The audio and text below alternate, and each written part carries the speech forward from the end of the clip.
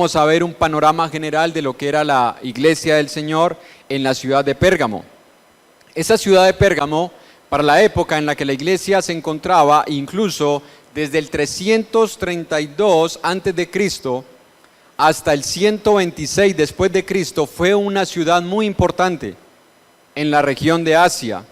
Era sobresaliente en cuanto a la cultura. Éfeso, como ustedes recuerdan, era un puerto. Y por ser puerto, la economía era muy buena. Ahí se encontraban los plateros, es decir, los que hacían templecillos de plata que se fabricaban en honor a la diosa Diana o Artemisa. Eran templecillos que llevaban las personas como lo que hoy en día muchos de nosotros hacemos cuando vamos a otro país, los souvenirs. Pero no eran solamente souvenirs, que eran templecillos que se utilizaban para adorar en una forma en miniatura. Pero para adorar, eso sucedía en Éfeso. Esmirna también fue una ciudad muy importante dentro de la región de Asia. Y ahora nos encontramos con Pérgamo, que no tenía un puerto, pero que tenía mucha cultura y mucho intelectualismo. Escuche, Pérgamo se destacaba por ser una ciudad de mucha cultura. Y vamos a ver cómo la cultura estaba asociada con la idolatría, pero más adelante. Y espero que el Señor nos ayude a entender cómo nosotros podemos estar cayendo en la culturización y no entender el trasfondo de la cultura. Pero bueno, Dios nos ayudará más adelante. Bueno, Pérgamo tenía todo esto. Era la capital del reino de los Seleucidas. Los que hayan estudiado Antiguo Testamento, introducción, historia de la humanidad, historia bíblica, se darán cuenta que el imperio griego fue dividido en 4 partes. Por sus 4 generales tras la muerte del emperador Alejandro Magno, joven, ni siquiera cumplió los 33 años y murió. Pero a los 33 años había extendido su reino extensamente y muere, y entonces se divide el reino entre los Ptolomeos, los Seleucidas, y dentro de ellos entonces queda Pérgamo, que fue considerada como la capital de Alejandro Magno, y hasta el 133 fue considerada como una ciudad importante incluso para los romanos, cuando ellos conquistaron el imperio griego. Se encontraba construida sobre una montaña rocosa que hacía que las personas que venían desde lejos la pudieran ver y parecía una ciudad impenetrable. Construida sobre una montaña donde se hacía difícil que pudiera alguien invadirla. Hoy en día es muy fácil, hoy en día tienen helicópteros, tienen aviones cazas, tienen misiles tierra-aire, pero en esa época para usted poder invadir una ciudad tenía que ser a pie. Entonces, al estar construida sobre una colina tenía la ventaja de poder ver cuando los enemigos se acercaban y poder defender su posición desde las alturas. Se encontraba sobre el valle del río Caico, que desembocaba al mar Egeo. Así que aunque no tenía puerto marítimo, tenía un puerto que era un río, que los llevaba directamente al mar Egeo, o lo que nosotros llamamos el mar Mediterráneo, ya que se encuentra también en la ciudad de Éfeso, el mar Mediterráneo. Y hacía, hermanos, que las personas quisieran visitar la ciudad de Pérgamo. Yo no sé si a usted le ha pasado que hay personas que llegan a una ciudad y donde se encuentran algo que se encuentra por allá en las alturas, sea un monumento, sea una estatua, sea un pueblito, sea un barrio, la gente dice, ve, quiero conocer eso. ¿Cuántos han subido a Cristo Rey? Por conocer. ¿Cuántos han subido a las Tres Cruces? ¿Cuántos han ido al pueblito Paisa, a Monserrate, porque queda en las alturas? Bueno, las personas que llegaban a esa región del valle del río Caico querían conocer Pérgamo y ver desde allá el panorama, cómo se veía el resto del mundo desde esa posición. De cierta forma, los tronos de los reyes, de los emperadores, siempre estuvieron una posición más alta que el resto. ¿Usted ha visto? Cuando se ve en las películas de dónde se encuentran los tronos de los reyes, ellos siempre están más alto que el resto. Y por eso vamos a ver que a esa ciudad se le llama donde está el trono de Satanás. ¿Cómo se le identifica de esa forma? Pérgamo tenía una biblioteca que estaba compitiendo en aquella época con la de Alejandría. Los que hayan estudiado filosofía se darán cuenta que se habla mucho de la biblioteca de Alejandría. Pérgamo tenía una biblioteca muy grande con aproximadamente 200.000 ejemplares. Escúcheme, hoy en día uno dice, bueno, 200.000 ejemplares, eso es fácil. Es que usted tiene que devolverse en la historia y en el tiempo. No existía la imprenta, tenía que escribirse a mano y eran escritos en papiros o pergaminos. No eran libros chiquitos, no eran esas Biblias ni siquiera de bolsillo que muchos de nosotros cargamos para que no nos pese tanto. No eran esos libritos allí, esas historias pequeñitas, eran libros. ¿Usted se imagina el tamaño que tenía que tener esa biblioteca para poder albergar 200.000 ejemplares? Era imponente, pero sucedió un pequeño inconveniente entre Pérgamo y Egipto era el que producía para aquella época el papiro. ¿Qué sucedió entonces? Bueno, Pérgamo diseñó su propia forma de imprimir y por eso allí se inventó el pergamino. Por eso nosotros hablamos de Pérgamo, pergamino, de allá vienen. La Biblia no es simplemente un libro religioso. La Biblia no es simplemente un libro para traer el domingo. La Biblia es un libro de historia. Y vamos a encontrar mucha historia alrededor de estos mensajes a las iglesias de Éfeso. Entonces, se convirtió el pergamino ahora en un material muy, pero muy apetecible para las personas que tenían dinero, porque no era tan barato como el papiro. El papiro era más sencillo de producir. Producir un pergamino se necesitaban pieles de animales, tratarlas, curtirlas para poder hacerlas duradera, y eso se convirtió en un material costoso. El apóstol Pablo en 2 de Timoteo, capítulo 4, versículo 13, da referencia de que aún él tuvo en su posición pergaminos. 2 de Timoteo, capítulo 4, versículo 13, dice, trae, le está hablando a Timoteo, trae cuando vengas el capote que dejé en Troas en casa de Carpo y los libros, mayormente los pergaminos. Pablo se cree que perteneció a una familia muy adinerada, ya que estudiar a los pies de Gamaliel no era barato. Era uno de los maestros más intelectuales de esa época en cuanto a conocimiento social, cultural, religioso, político. Y el apóstol Pablo habla aquí de que él tenía unos pergaminos. Así que tenía la capacidad económica de poder adquirirlos. ¿Cuándo se establece esta congregación? ¿Cuándo fue formada y por quién fue formada? Bueno, no tenemos ningún dato. La Biblia no nos enseña ningún dato de cuándo esta congregación fue constituida o por quién fue constituida. Escúcheme, se cree, y yo lo creo. Ya eso es cosa suya si lo cree o no lo cree, porque no está escrito, pero se cree que fue establecida durante la estadía del apóstol Pablo en la ciudad de Éfeso, ya que durante su obra misionera, que duró alrededor de 3 años, aproximadamente que él estuvo en Éfeso, utilizó 2 años para estudiar con un grupo de discípulos que se encontraban en Asia.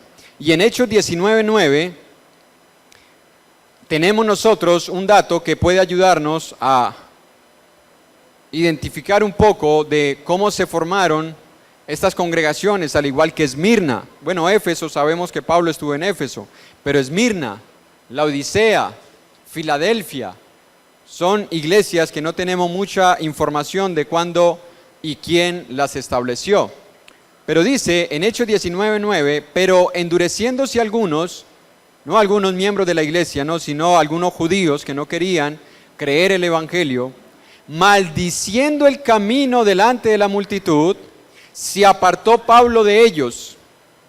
Y escuche este dato, hermanos, porque esto a veces no es entendido en la iglesia del Señor. Y a veces se ve como que somos exclusivistas con la enseñanza dirigida hacia ciertos hermanos.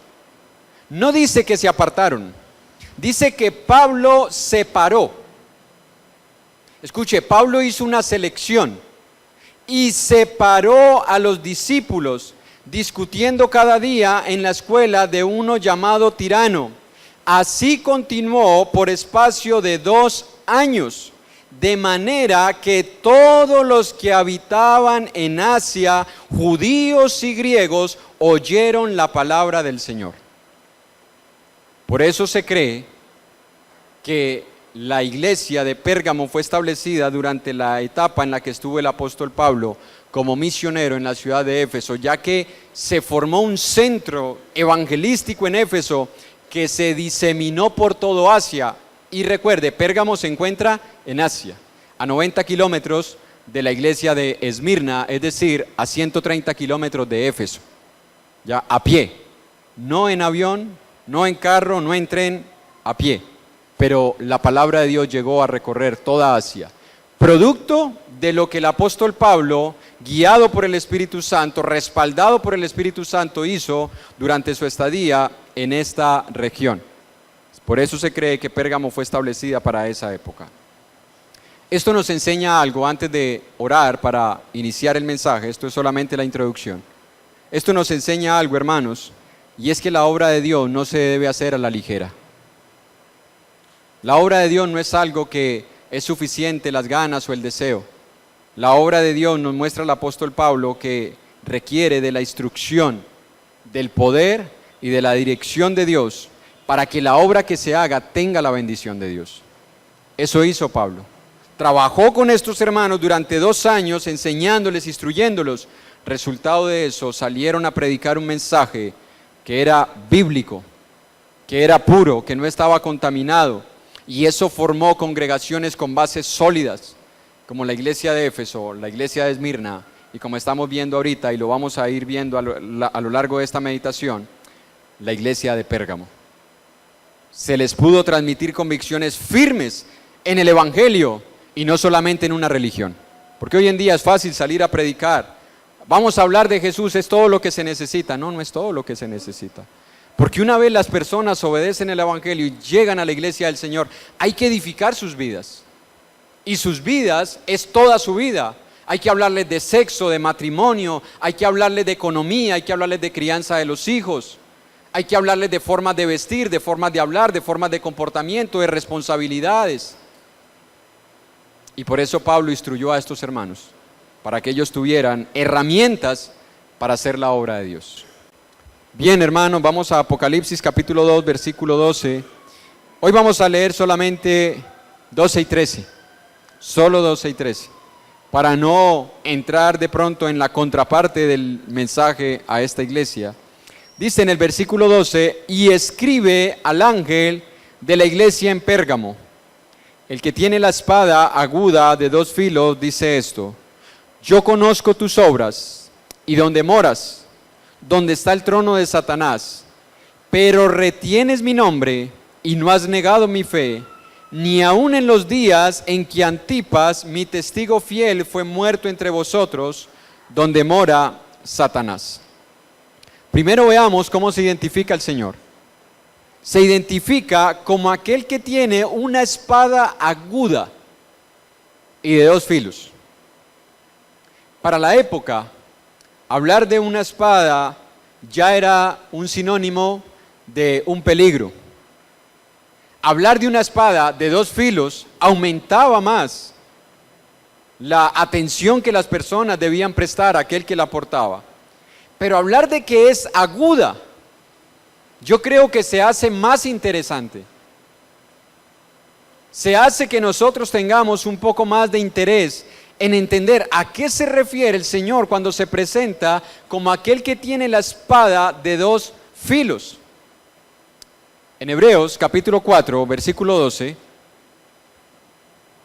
Hebreos capítulo 4, versículo 12, tenemos nosotros ahí una posible interpretación, y digo posible porque vamos a ver que se habla de la espada en otros contextos. En Hebreos capítulo 4, versículo 12, dice: porque la palabra de Dios, escuche, la palabra de Dios ¿es qué? Escuche, hermano, no es letra, porque a veces nos la tomamos como letra. Como bueno, eso dice y eso dice, punto. Es viva y eficaz, es decir, produce resultados, y más cortante que toda espada de dos filos. Ya existían otras espadas de dos filos. Pero dice que la palabra de Dios tiene más capacidad de cortar que cualquier espada que haya existido. ¿Por qué? Porque penetra hasta partir el alma y el espíritu, las coyunturas y los tuétanos. Y escuche lo que hace. Y discierne los pensamientos y las intenciones del corazón. Vamos a juntar dos ideas en una. Él se presenta diciendo, yo conozco tus obras. ¿Por qué Dios, por qué Jesús puede conocer la vida de cada uno de nosotros? Primero, porque es Dios. El Verbo hecho carne. Pero segundo, porque según este pasaje, Él posee, una herramienta capaz de penetrar hasta el más recóndito pensamiento que nosotros, escúcheme, hemos tenido, tuvimos o estemos teniendo. Él sabe si usted realmente está conectado con la palabra. Él sabe si usted de pronto está preocupado, ay, el hermano no se peinó bien. Ay, el agua lo dejaron sin agua. Ay, ese micrófono está muy fuerte. La corbata la tiene como... Él lo sabe, hermanos. Él lo sabe. Él sabe si en tu corazón viniste realmente dispuesto, preparado a escuchar a Dios, o viniste solamente porque te has culturizado cristianamente. Porque ya el cristianismo se ha convertido en cultura en muchos, especialmente en la juventud. Hay jóvenes que pueden estar hoy aquí, escúcheme, traídos casi que a la fuerza. Casi que a la fuerza. Hay hermanos que han venido hoy, posiblemente porque, verdad que yo soy cristiano, ¿no? Y el cristiano no puede dejar de congregarse, entonces vienen hoy. Pero ¿cuántos hemos venido a escuchar a aquel que es capaz a través de su palabra de discernir nuestros pensamientos y nuestros corazones?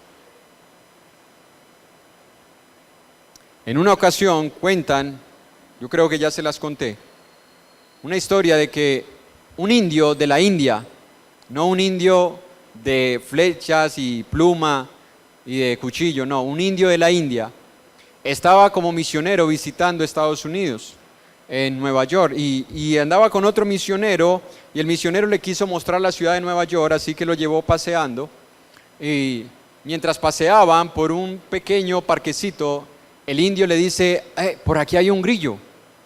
El misionero norteamericano le dice, no, es imposible que hayas escuchado un grillo. Sí, aquí hay un grillo, lo escucho, pero ¿cómo vas a escuchar donde hay pitos, carros, anuncios publicitarios, donde la gente habla, donde hay presentaciones en las calles de música? ¿Cómo vas a escuchar un grillo?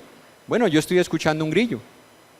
Siguieron caminando por el parque cuando el indio se fue hacia un lugar y atrapó con la mano al grillo. Lo tomó y se lo mostró al misionero. ¿Ves? Te dije que había un grillo. El misionero aterrado le dice, ¿y cómo hiciste para escuchar un grillo en medio de tanto ruido? Le dice, bueno, no es tan difícil. ¿Tienes monedas? Sí, claro. Le pasó una cantidad de monedas, el indio las tiró, y cuando cayeron las monedas, usted sabe el ruido que producen, ¿no? Clink, clink, clink, clink. Muchas personas voltearon a ver dónde cayeron las monedas. Y él le dijo, ¿ves? Simplemente se trata de lo que tú quieras escuchar. Se trata de lo que hayamos venido a escuchar, lo que va a llamar nuestra atención hoy. Si usted vino a escuchar a Dios, usted va a prestar atención. Si usted vino solamente a congregarse por cumplir, posiblemente no logre escuchar a aquel que tiene la espada de dos filos y que desea hablarnos en esta mañana. Pero no solamente se habla de la espada de dos filos como la palabra de Dios, sino que en Romanos capítulo 13, y vamos a ver cómo estas dos metáforas acerca de la espada de dos filos que posee el Señor, este lenguaje literario tiene mucha relación entre Hebreos 4 y Romanos capítulo 13, versículo 4. Dice, porque es servidor de Dios para bien, pero si hace lo malo, teme, porque no en vano lleva la espada, pues es servidor de Dios, vengador para castigar a aquel que hace lo malo. Escuche, en esa época, los que llevaban la espada tenían autoridad. La persona que llevaba una espada no la llevaba simplemente como hoy en día, bueno, necesito un salvoconducto porque mi vida corre peligro, como hoy muchos llevan armas, ya aún cristianos que llevan armas para su propia protección. En esa época no habían salvoconductos para que las personas portaran armas, a menos que esas personas tuviesen alguna autoridad. En este caso, el apóstol Pablo dice que el soldado romano que portaba una espada, la portaba porque él era autoridad para castigar a aquellos que hacían lo malo. Así que vamos a ver, hermanos, que cualquiera de las dos posiciones, ya sea la espada, que es la palabra de Dios que penetra, o ya sea la espada que llevaba el soldado romano para castigar, para dar una sentencia o un juicio, Cristo posee las dos. Porque Cristo iba a pasar juicio sobre esta iglesia. Y porque Cristo iba a discernir lo más profundo de la vida de este grupo de hermanos en la ciudad de Pérgamo. Hoy en día, hermanos, para nosotros tiene la misma aplicación. La palabra de Dios no solamente nos enseña y discierne nuestros pensamientos y las intenciones de nuestro corazón, sino que la palabra de Dios un día, hermanos, un día va a ser la que nos juzgue a todos. La autoridad con la cual todos nosotros seremos juzgados por lo que hayamos hecho mientras estábamos en el cuerpo, sea bueno o sea malo. Y es por eso que Jesús en sus predicaciones advirtió muchas veces: guardaos de toda palabra, guárdate de toda palabra. ¿Pero por qué? Si para eso aprendí a hablar, guárdate, porque de cada una de ellas tendremos que dar cuentas. Y es algo que a veces no le prestamos atención. Hablamos con una facilidad tan grande. Bueno, por algo decía alguien que por ser uno de nuestros miembros que no tiene huesos, pues es más fácil moverlo para cualquier lado. Por eso decía un predicador que en una ocasión se murió una hermana en la iglesia. Escuché, una hermana en la iglesia. Y alguien, yo no sé si jocosamente, o no sé si atrevidamente, o le tenía algo guardado a esa hermana, le colocó un epitafio que luego los hermanos vieron: aquí descansa la sin lengua. Porque era una hermana que hablaba demasiado. Demasiado. Cristo conoce nuestras obras. Cristo, a través de su palabra, quiere discernir nuestros pensamientos hoy, las intenciones de nuestro corazón hoy. Él quiere que nosotros seamos confrontados a través de su palabra, como lo fueron con los hermanos en Pérgamo, para que realmente nos demos cuenta si estamos andando en su voluntad, para que nos demos cuenta en qué áreas de nuestra vida nos estamos desviando y podamos volver al camino. Pero antes del Señor hacer un juicio sobre la iglesia de Pérgamo, Él les recuerda cosas positivas. Él les exalta. Él no solamente dice: mire, ustedes están mal, tengo todo esto contra ti. No, sino que comenzando en el versículo 13 les dice: yo conozco tus obras y donde mora Satanás, donde está el trono de Satanás, pero retienes mi nombre. Dios permita, algún día estudiemos cuál es el nombre de Dios, porque lastimosamente se ha convertido en un tema de debate aún en la iglesia del Señor. Y hacemos de un versículo una doctrina, hacemos de un pasaje una enseñanza y queremos imponerla, y queremos enseñarla y condenar a todos aquellos que no estén de acuerdo con mi forma de ver. Dios permita, algún día veamos y estudiemos cuál es el nombre de Dios. ¿Tiene Dios nombre? Y si lo tiene, ¿por qué no se lo dijo a Moisés? Pero eso también será tema para otra oportunidad. Pero antes de pasar juicio sobre esta congregación, les dice: yo sé, hermanos, que ustedes, a pesar de la situación tan difícil en la que viven, porque escúcheme, Pérgamo, al ser una ciudad cultural, intelectual estaba contaminada por el paganismo y por la idolatría. Si algo caracterizaba a Pérgamo era la idolatría y la inmoralidad. Yo no sé si cuando usted va a alguna ciudad o va de visita a otro país y le preguntan, bueno, ¿y qué hay en tu ciudad? Háblame de tu ciudad. Yo no sé si usted dice, allá hay muchos ladrones y hay muchas prostitutas. No, creo que todos nosotros, ¿qué decimos? No, mire, la ciudad es bonita, tiene mío, si estamos en Medellín tiene metro, si estamos en Bogotá tiene Metrocable, está Monserrate, si estamos en Cartagena tiene mar. Pero las personas que salían de Pérgamo, ellas mismas decían, Pérgamo es una ciudad idólatra y pecaminosa. Esa era la referencia que ellos daban de Pérgamo. Allá se encontraba la iglesia del Señor. En medio de toda esa maldad, en medio de toda esa idolatría, en medio de toda esa inmoralidad se encontraba Pérgamo. Y el Señor les dice a estos hermanos, ustedes, a pesar de vivir en medio de ese mar de pecado y de idolatría, retienen mi nombre. Ustedes se han logrado mantener fieles a mí.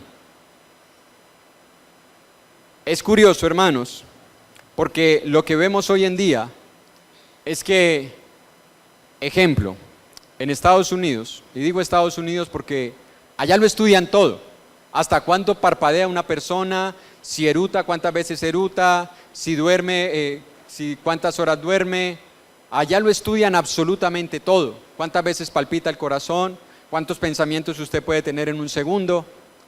En Estados Unidos, un balance que hicieron es que más del 60% de la población de los Estados Unidos es autoprofesante de ser evangélica, cristiana o católica. Ellos lo catalogan dentro del mismo esquema, porque otros son musulmanes, otros son agnósticos, gnósticos, ateos, satánicos, ¿ya? Pero el 60% se cree que son evangélicos, es decir, ellos así lo catalogan. Es curioso. Porque si más del 60% de su población profesa ser cristiana, ¿por qué es uno de los países con más índice de pecado, de pornografía, de delincuencia? ¿Por qué? Luego, nosotros vemos países como los nuestros, o ciudades como las nuestras. Los que conozcan Popayán, es llamada Patrimonio de la Humanidad. Y es llamada con un título, La Ciudad Santa o Blanca. Yo trabajé en Popayán durante la llamada Semana Santa. Antes de conocer del Señor, 16 años trabajé en Popayán vendiendo en un stand en las ferias. Y en el día usted veía las personas en los recorridos esos religiosos que hacen llevando sus imágenes, misa desde las 5 de la mañana y una procesión a las 12 de la noche. Y yo llegué allá y sorprendido porque acá en Cali no se ve tanto la religiosidad como se ve allá. Yo decía, de razón la llaman la Ciudad Santa. Bueno, un día nos dice el jefe, como yo era menor de edad, me dijeron, bueno, usted se va a dormir. Me dejaron en el hotel. ¿Y ustedes para dónde van? No, nosotros nos vamos a rumbear y a buscar muchachas. Pero hoy, sí, hoy, ¿qué hacen? Lugares reservados. Usted pasa y no ve y no escucha nada, pero allá adentro están haciendo cosas pecaminosas. En la llamada Semana Santa, Pérgamo se encontraba en una ciudad igual, pero a pesar de eso, habían retenido su fe. Se habían guardado del pecado y de la contaminación inmoral y de la idolatría que rodeaba toda esta cultura, toda esta sociedad. Y escuche, aquí se menciona un hermano, se menciona Antipas, no Herodes Antipas, porque recuerde que hubo varios Herodes. Herodes Felipe, Herodes el tetrarca, Herodes Agripa, vivía muy enfermo, y Herodes Antipas. No es este Herodes Antipas, es un hermano que tenía como nombre Antipas, y dice la palabra de Dios allí que este hermano fue muerto. Posiblemente hubo muchos más hermanos muertos, pero se exalta a este hermano y se le da un título, testigo fiel. Si usted ha leído el libro de Apocalipsis, usted se dará cuenta que en el capítulo 1 Jesús se identifica como el testigo fiel, Él. Y ahora le está reconociendo ese título a este hermano. ¿Qué hizo este hermano en esta ciudad que Dios mismo le da el reconocimiento de ser un testigo fiel? No solamente un testigo, porque hoy en día hay testigos y falsos. Y a veces uno hasta cae en eso. Uno medio escuchó una noticia y le preguntan, ¿usted se dio cuenta? Sí, yo me di cuenta, sí, es así. Cuando uno posiblemente ni siquiera está completamente seguro de lo que ha pasado. La palabra testigo aquí significa, o más bien en el griego es martureo, de donde sacamos nosotros la palabra mártir. Y mártir era una persona que moría en defensa de una fe, de una convicción. Este hermano Antipas había muerto en defensa de su fe. Hay dos posibles ideas de lo que le sucedió a este hermano. Una, ellos se reunían en catacumbas, lo que hoy conocemos nosotros como subterráneos o sótanos. La iglesia tenía que reunirse en esa ciudad en catacumbas, escondidos, porque había persecución religiosa, había persecución idolátrica y había persecución política. No era fácil ser cristiano en esa época. Entonces se cree que este hermano un día salió y se lo encontraron unos romanos que tenían como Dios al emperador. Y le dijeron, Antipas, niega tu fe y reconoce a César como Dios. Y Antipas dijo, no lo puedo hacer. Y fue decapitado, perdió la cabeza. Otros dicen que lo que realmente le sucedió es que sí fue confrontado por los romanos, pero al decidir que no iba a negar su fe y a confesar a César como su Dios, fue echado en una olla hirviendo, vivo. Eso llamó la atención de las personas. Eso llamó la atención de Dios, que ahora se le reconoce como mi testigo fiel. Hermanos, ¿estamos nosotros dispuestos a hacer lo que hizo este hermano? Mire, nosotros estamos en una sociedad que ha hecho del cristianismo algo que no cuesta. Hoy en día nos acercamos a la persona y le decimos, mire, ¿usted cree en Jesús? Sí. ¿Usted reconoce que necesita ser salvado? Sí. Ah, bueno, ¿qué le falta? Pues arrepiéntase, bautícese y sea salvo y comience a reunirse.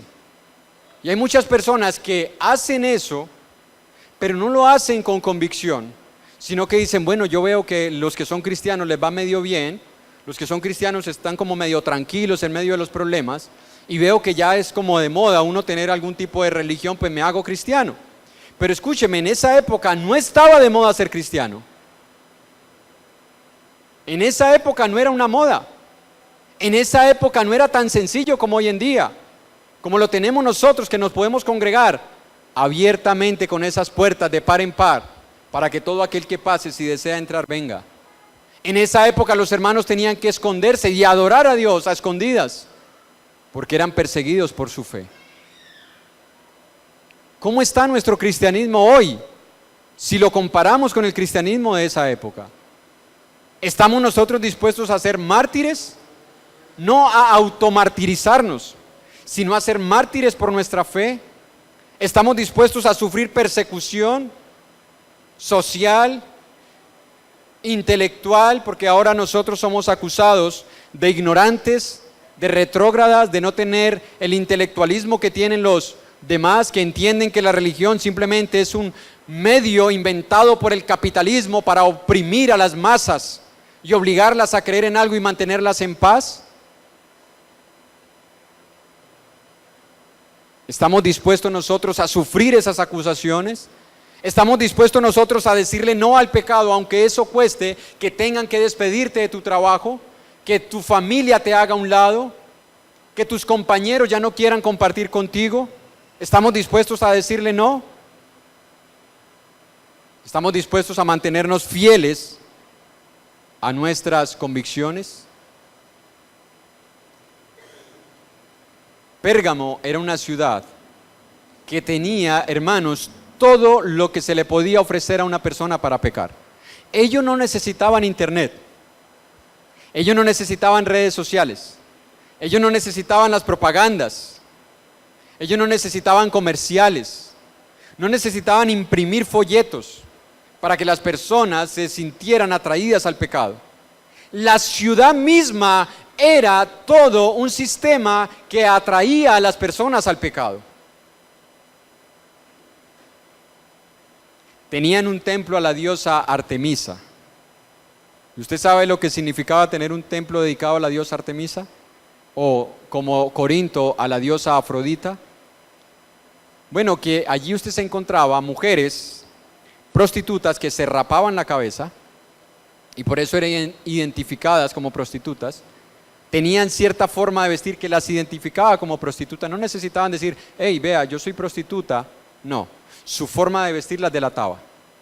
Porque había una gran diferencia entre el vestido de una mujer cristiana y el vestido de una mujer ramera, como lo describe Proverbios. Y los hombres que llegaban a esta ciudad pasaban por aquel lugar y sabían que allí había mujeres prostitutas dispuestas a ofrecer supuestamente una conexión espiritual con los dioses a través de la relación del adulterio o la fornicación, dependiendo del estado del hombre que iba a ese lugar. Que recuerde que hay adulterio y hay fornicación. Y a veces algunos, aún hermanos, confunden los dos términos para justificar un pecado. Pero hay fornicarios y hay adúlteros. En medio de esa sociedad está la iglesia en Pérgamo. Como dijo un hermano, en medio de una letrina putrefacta crecía una hermosa flor. La iglesia en Pérgamo. Allí estaba. Una ciudad que tenía idolatría. Y escuche, una idolatría que está asociada incluso con la ciencia.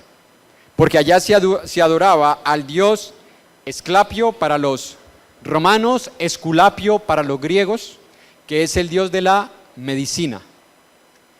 La imagen para este dios era la de una vara con una serpiente enredada, que es la misma que todavía mantiene la OSM, la organización, o la OMS, la Organización Mundial de la Salud. Si usted ve el símbolo de la medicina, ahí está el bastón con una serpiente enredada. Eso surgió de una historia fantasiosa, porque a Esculapio nadie lo conoció, ya, a Esclapio, al dios. Se cree que en una ocasión Esclapio estaba en un templo y vino una serpiente a morderlo y él con su bastón le golpeó la cabeza y la mató. Luego vino otra serpiente y esa otra serpiente que se acercó traía una pequeña hierba en su boca, se la dio a esta serpiente muerta, y aquí viene lo fantasiosa, porque como hizo que para que un muerto masticara, ¿ya? Pero dicen que se la dio en la boca, la serpiente muerta la masticó y revivió. Entonces desde ahí se cree que las serpientes tienen poderes mágicos para la salud, y por eso la OMS tiene ese símbolo ahí. Escuche, ciencia, cultura asociada con la idolatría. A veces uno no conoce los trasfondos y uno termina adorando a ídolos siguiendo la cultura o la ciencia. A partir de eso, entonces las personas comenzaron a ir a ese templo dedicado al dios Esculapio y se tiraban en el piso, y los del templo llevaban serpientes no venenosas para que caminaran sobre ellos para sanarlos. Porque no solamente tenían la salud tradicional a través de las plantas, sino que también empezaron a practicar la medicina supersticiosa. Esa medicina que todavía muchos hermanos o hermanas de hace muchos años conservan. Llévenlo de Julano que él lo reza. Llévenlo de Sutano que él le hace tal riego. Eso es superstición, hermanos. Es superstición. Atribuirle a una persona el poder de sanar. Y uno termina convirtiéndose en esclavo de esas creencias. Y uno comienza a convertirse no solamente en un discípulo, sino en un misionero de los ídolos. Porque alguien está enfermo, tiene un niño enfermo, llévelo de Julano, llévelo de Sutano, es que le pasó esto, hágale esto, póngale la cuerdita esa roja. Vaya donde los indios y compre por allá el colmillito negro. Ah, pero no tenemos María. ¿Cierto que no tenemos María en casa? ¿Cierto que no tenemos a los apóstoles allá parados alumbrándolos? ¿Cierto que no? Pero ¿cuánta idolatría sí conservamos todavía nosotros? ¿Cuánta superstición en el corazón de muchos cristianos? Los hermanos en Pérgamo no. Los hermanos en Pérgamo le dijeron no a la idolatría, no a la superstición, y por eso comenzaron a sufrir la persecución.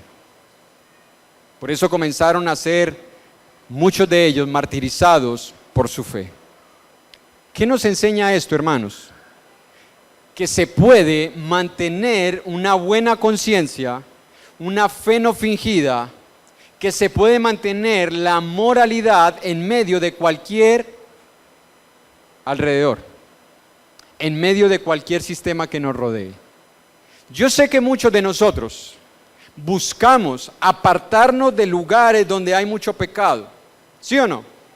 Si usted está en un barrio donde hay mucho pecado, si usted está en un lugar donde usted sabe que es una tentación el lugar donde usted está, usted busca apartarse.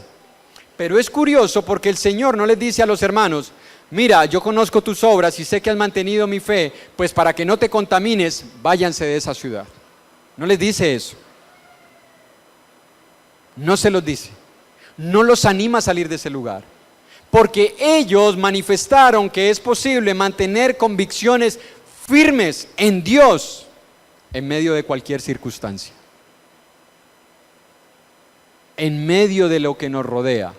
Por más pecaminoso que sea el lugar. Escúcheme y aclaro esto. No es que usted ahora va a buscar el lugar más pecaminoso para irse a vivir. Es que la iglesia surgió en medio de ese ambiente.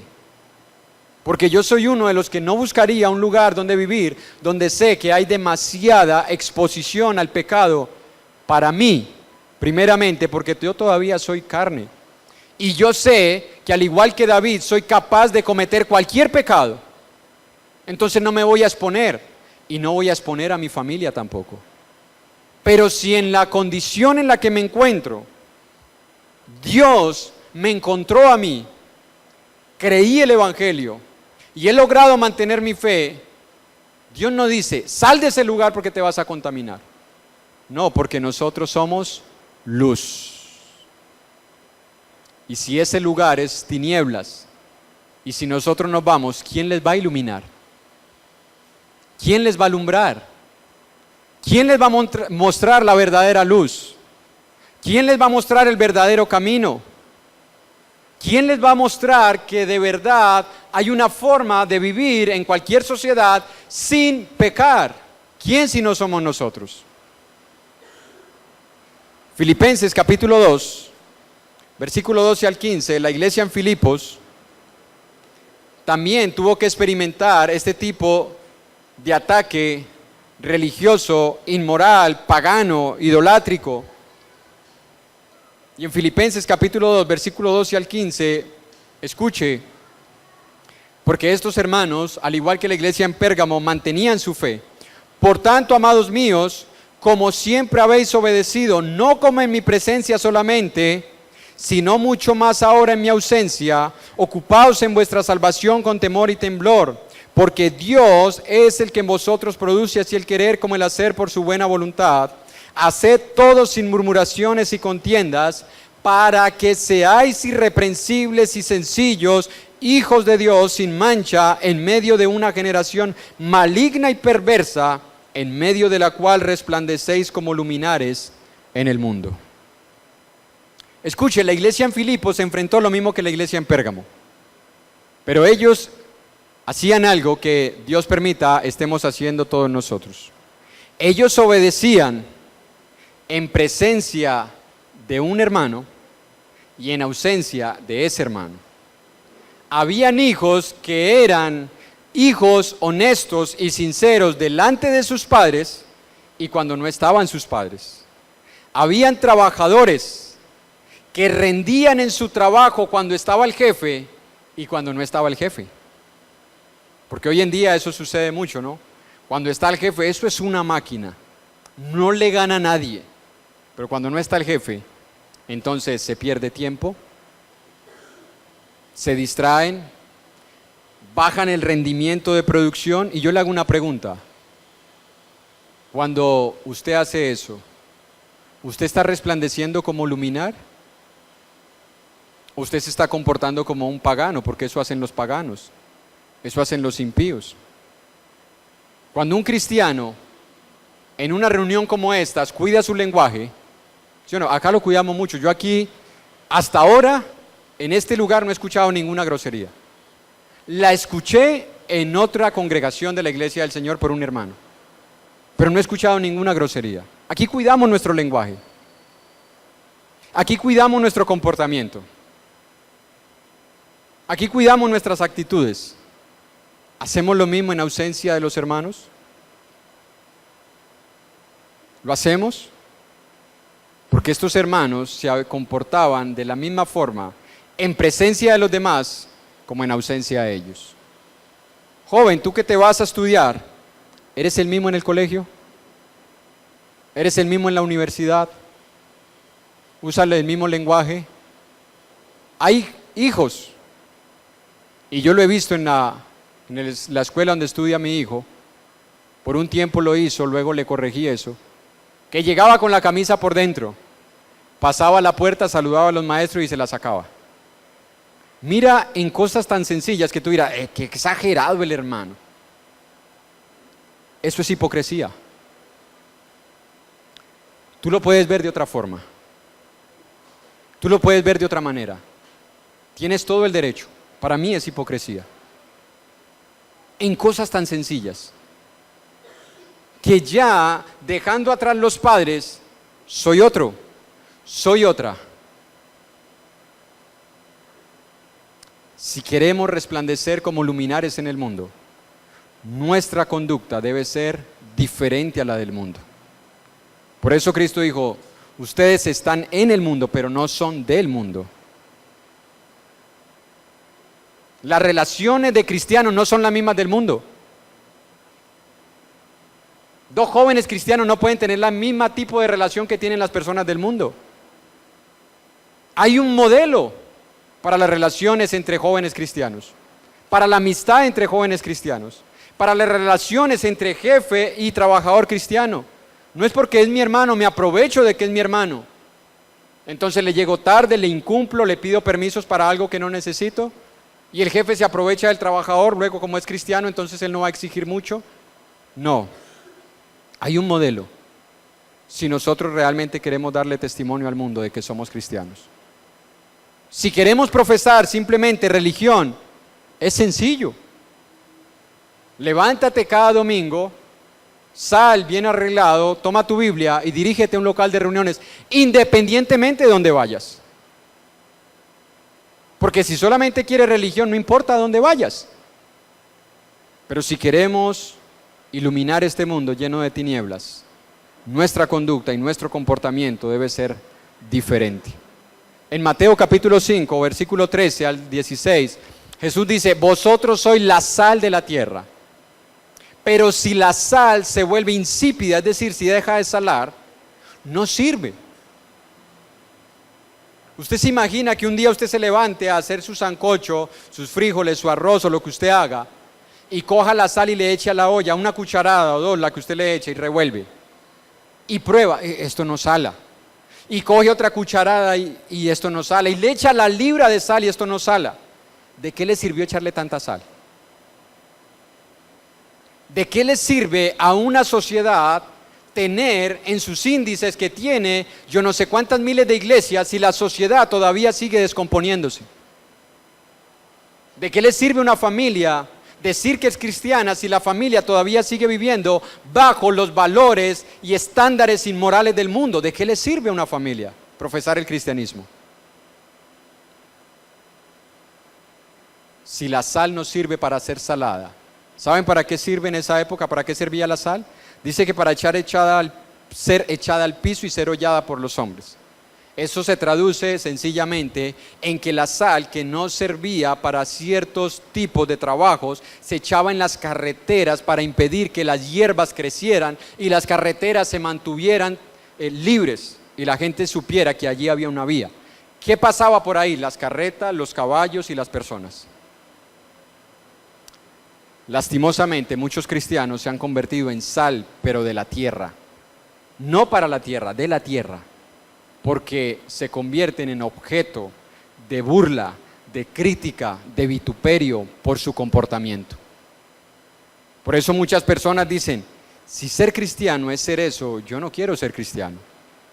Si ser cristiano es amargarme la vida, dejar de disfrutar un domingo de un buen sueño y placentero hasta las 9 de la mañana por irme a un lugar, pero vivir de lunes a sábado como vive el resto del mundo, yo no quiero ese cristianismo. La iglesia en Pérgamo, gracias a Dios, fue una iglesia que se mantuvo fiel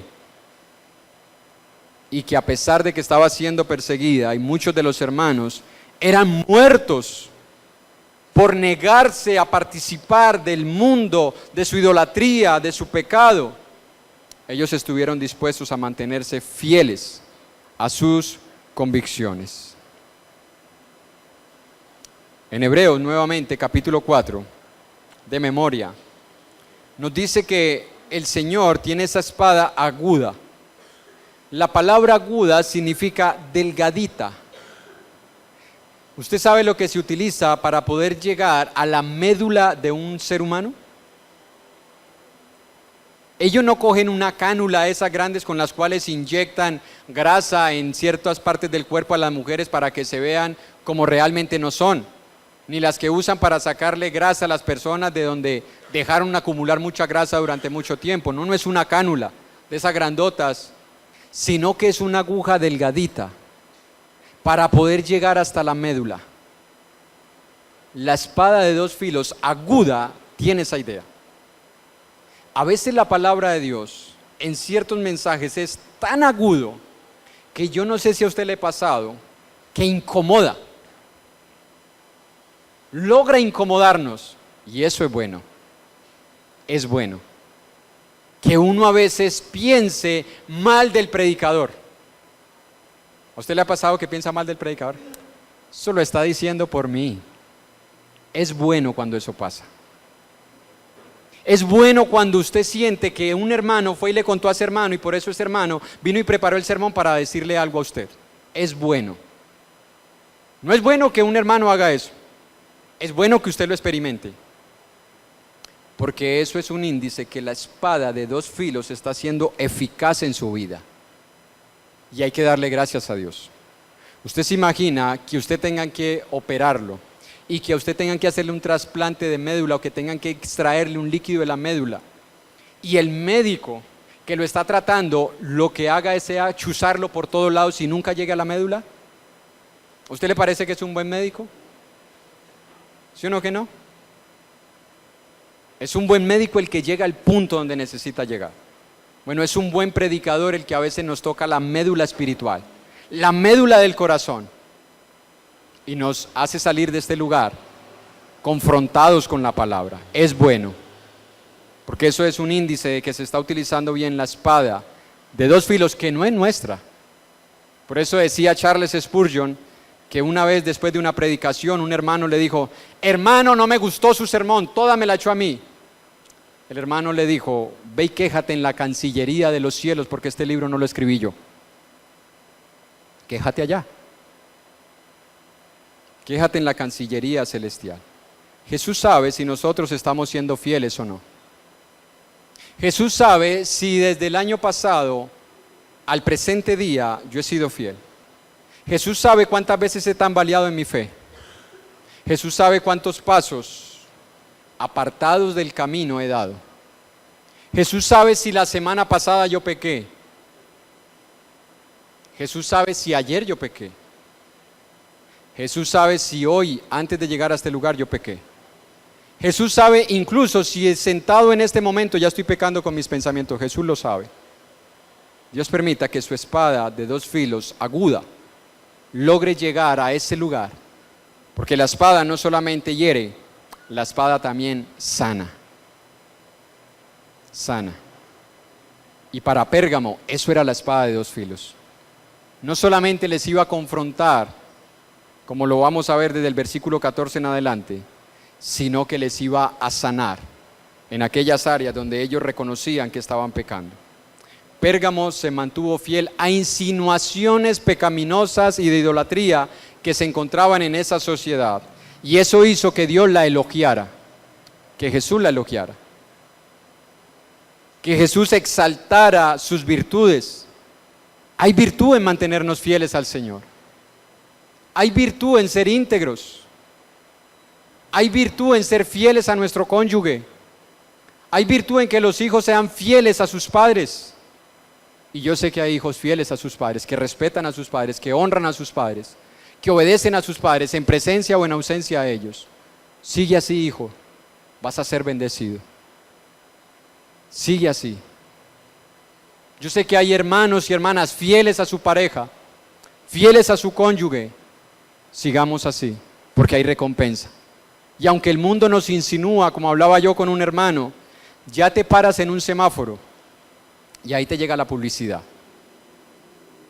Muchachas, VIP, muchachas, moteles, lugares de recreación para adultos, te llegan a la moto, te llegan en el carro, ya las pasan repartiendo por las casas, en los negocios. Estamos nuevamente en Pérgamo. ¿Nos vamos a mantener fieles? ¿Vamos a seguir siendo fieles a nuestra pareja? Otro día vamos a hablar de otro tipo de fidelidad.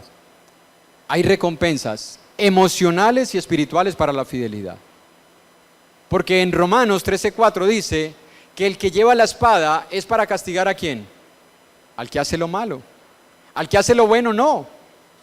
El que hace lo bueno puede pasar por el lado de un policía, pero un ladrón que pasa por el lado de un policía, aunque él parezca que no tiene nada o no siente nada, por dentro el corazón va a mil. Un delincuente no busca a los ladrones, a la policía. Un esposo infiel, yo no creo que pueda dormir tranquilo. Y hay síntomas para cuando un esposo está siendo infiel. Pero eso se va a clave en el celular, que ni la esposa lo conoce. Hay sospecha, ya hay sospecha. Lo dejo hasta ahí para que se anime a venir a la reunión de parejas. Los hermanos luchaban con todas sus fuerzas. Los hermanos luchaban por mantenerse fieles al Señor. Los hermanos en Pérgamo sabían que eran una pequeña isla en medio de un mar de pecado. Escuche, la iglesia del Señor es eso. Y por eso en la iglesia del Señor no se puede permitir el pecado abierto. Escuche, no que no se pueda permitir el pecado, porque eso daría como resultado que nadie estuviera reunido hoy aquí. Porque la iglesia está compuesta por pecadores. Y donde hay pecadores hay pecado. Pero el pecado abierto, el pecado del cual nadie se quiere arrepentir, es algo en lo cual en la iglesia no se puede permitir. Ese pecado tiene que ser confrontado. Ese pecado tiene que ser disciplinado. Y eso va a hacer el Señor con esta iglesia. Pero la iglesia durante un tiempo se mantuvo fiel. Ellos entendieron que eran una barca que tenía que salir a recoger náufragos, pecadores, en medio de un mar de pecado, de idolatría y de inmoralidad. Tenían que salir a rescatarlos. Pero hay dos cosas que usted tiene que tener en cuenta para un rescate. Primero, que la persona que esté en la barca sepa de rescate. Porque si usted no sabe rescatarlo, termina ahogándolo. O al que usted va a rescatar, lo ahoga usted y lo tira al agua. Yo no sé si a usted le ha pasado. Pero debe usted saber de rescatar. Número 2. Y esto es física 101. Para que una barca se mantenga en flote, el agua tiene que estar afuera. ¿Sí o no? Usted tiene que sacar a las personas del pecado, pero mantener el agua afuera. Si la iglesia permite que el agua comience a entrar en la barca, nos hundimos todos. Nos hundimos todos. Y no vamos a poder salvar a los que están afuera, y encima de eso vamos a dañar a los que están adentro. Por eso un pecado abierto no se puede permitir en la iglesia del Señor, no la nuestra. En la de nosotros podemos hacer lo que querramos. Será por eso que muchos padres en sus hogares hacen lo que quieren, viven como quieren, disciplinan como quieren, permiten lo que quieren, pero en la iglesia del Señor, no. Hay que ser rescatistas, pero hay que mantener el mar del pecado fuera de la barca, fuera. Ahora, Pérgamo, para volver y concluir allá, se mantuvo fiel y no negó su fe. ¿Ustedes recuerdan la historia de Pedro? ¿Sí? ¿Qué le dijo el Señor a Pedro? Pedro, esta noche, escuche, no mañana, no dentro de un año, no Pedro, yo sé que algún día de tu vida como cristiano me vas a negar. No, esta misma noche, no se había acabado el día, porque recuerde que Jesús fue capturado en la misma noche del mismo día. Me vas a negar 3 veces.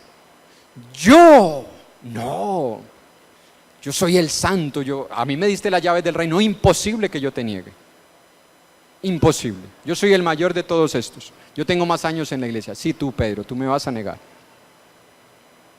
¿Qué hizo Pedro? Lo negó. Yo no sé si hemos negado nuestra fe en lo que va de este año o en lo que va de la semana que pasó, porque esta ya es otra. Y no hay necesidad de decir yo no soy cristiano, es simplemente por no identificarnos como cristianos que estamos negando nuestra fe. No necesitamos decir que no lo somos, necesitamos no decir que lo somos. Eso es suficiente para negar nuestra fe. Pero si lo hemos hecho, al igual que Pedro, tenemos la oportunidad de arrepentirnos y de volvernos al Señor. Que de hoy en adelante las personas te identifiquen como un hijo o una hija de Dios. Que sepan quién eres, que sepan quiénes somos. Que sepan que tenemos convicciones distintas, que escuchamos hablar del aborto y no guardamos silencio. No es que vamos a discutir, simplemente les vamos a decir lo que pensamos de parte de Dios del aborto, del homosexualismo, del lesbianismo, de la fornicación, de las relaciones prematrimoniales, del adulterio, del maltrato a los hijos, de la falta de educación, de crianza y de disciplina hacia los hijos.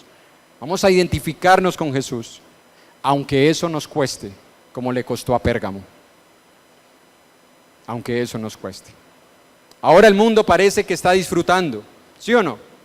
Y por eso será que muchos cristianos ven al mundo y dicen, bueno, parece que la vida realmente está fuera de la iglesia, no dentro. Allá se disfruta, allá se vive, allá se goza, allá hay libertad, se pueden hacer cosas, no hay que andar tan cohibidos, no hay que andar absteniéndonos de tantas cosas, allá podemos hacer las cosas libremente. Pues parece que el mundo es el que tiene verdaderamente la verdad. Pero escucha, un día, ese mundo que hoy se goza, que hoy disfruta, ese mundo que parece que hoy tiene la verdad, ese mundo que parece que hoy tiene la razón, ese mundo un día será juzgado por Dios. Un hermano, creo que fue el hermano Fermín, publicó una imagen. Yo no sé cuánto la vieron en el WhatsApp. Bueno, un pensamiento. Y decía, es mejor ser juzgado por el mundo, pero no condenado con el mundo. Más o menos son las palabras. Es mejor ser juzgado por el mundo, pero no condenado con el mundo. Es mejor ser juzgado por Dios y no condenado con el mundo. Y si el Señor hoy ha pasado su espada de juicio y nos ha hecho ver nuestro pecado, démosle gracias a Dios. Decía un predicador, prefiero triunfar en una causa que parece que ha fracasado, pero que al final triunfará, que triunfar en una causa que hoy parece que ha triunfado, pero que al final fracasará.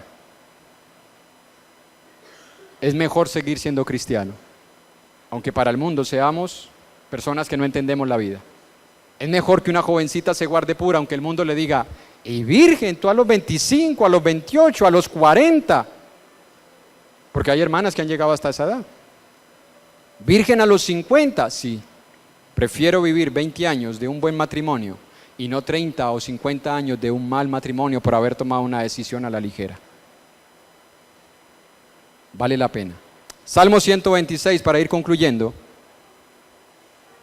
Y no es que tengan nada en contra del matrimonio, aclaro, aunque a veces me dan ganas de volverle a pedir matrimonio. Salmo 126. Cuando Jehová hiciere volver la cautividad de Sión, seremos como los que sueñan. Entonces nuestra boca se llenará de risa y nuestra lengua de alabanza. Entonces dirán entre las naciones, grandes cosas ha hecho Jehová con nosotros, con estos. Grandes cosas ha hecho Jehová con nosotros, estaremos alegres. Haz volver nuestra cautividad, oh Jehová, como los arroyos del Negueb. Los que sembraron con lágrimas, con regocijo segarán. Irá andando y llorando el que lleva la preciosa semilla, mas volverá a venir con regocijo trayendo la cosecha o las gavillas. Yo sé, hermanos, que sembrar ahora una vida íntegra, consagrada a Dios, a veces cuesta. A veces sembrar en nuestros hijos convicciones morales y espirituales, a veces cuesta y a veces son lágrimas que derramamos. Y a veces parece que no tiene sentido insistir tanto. Pero Dios dice, irás llorando cuando estés sembrando, pero volverás con risa cuando recibas la cosecha. Vale la pena sufrir por Cristo. Vale la pena ser fieles a Cristo. Vale la pena mantener convicciones en Cristo. Vale la pena guardarnos puros y sin mancha del pecado. Vale la pena. Por eso Gálatas 6:9 concluye diciendo, no nos cansemos, pues, de hacer el bien. No nos cansemos, hermanos. No nos cansemos de vivir una vida obediente a Dios. Joven, no te canses de obedecer a tus padres. No te canses de honrar a tus padres. Esposo, no nos cansemos de amar a nuestras esposas. Aunque hay días que uno dice, hoy no quiero amarla. Pero el amor no es algo que está basado en los sentimientos. Es una lección que nosotros debemos tomar. No nos cansemos. No nos cansemos de disciplinar a nuestros hijos. No creamos que es una batalla perdida. No nos cansemos de predicar el Evangelio. A esa persona que posiblemente se lo has predicado 1, 2, 3, 4 veces, no nos cansemos. Porque a su tiempo, al tiempo de Dios, segaremos. No al de nosotros. Y a veces Dios nos tiene que hacer ver eso. Que no es en el tiempo que tú dices, es en el tiempo que yo he predestinado. No nos cansemos de hacer el bien. Como Pérgamo no se cansó y por eso fue elogiada por el Señor.